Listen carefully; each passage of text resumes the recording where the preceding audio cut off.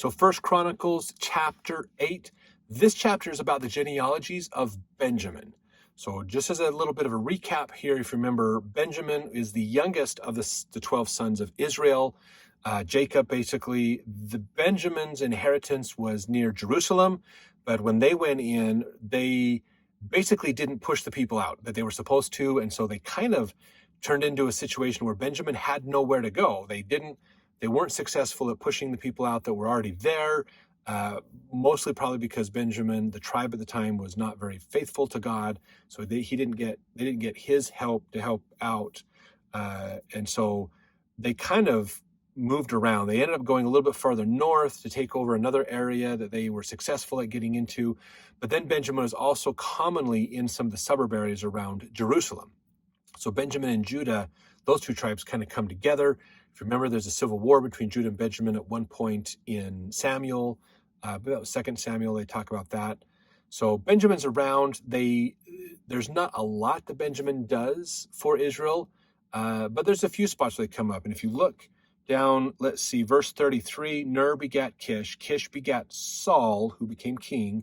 Saul begat Jonathan, who didn't become king necessarily, but that's the same time as King. Jonathan was a good friend to King David as well. And then Jonathan's children, Abinadab, if I remember right, is the one that became king for a little bit, or that David helped out, I should say.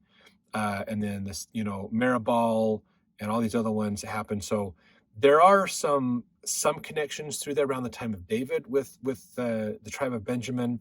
Benjamin, for the most part, was wiped out after that civil war time when they did it was the tribe of the Benjamites, basically, that raped that guy's wife.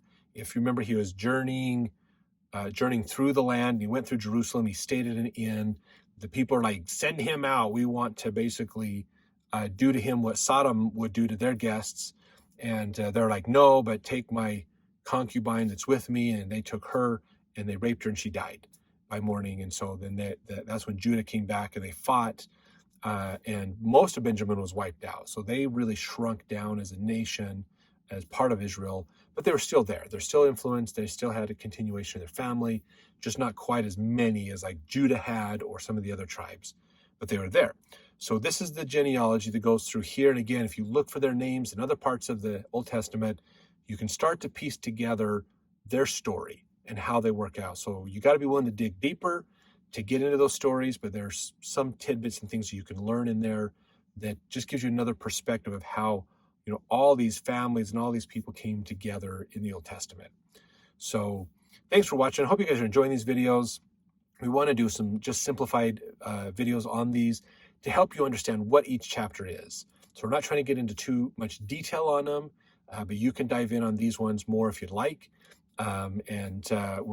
As we move through Chronicles, we're going to continue into more of the stories, more of the information that is out there as we keep moving up through time, basically.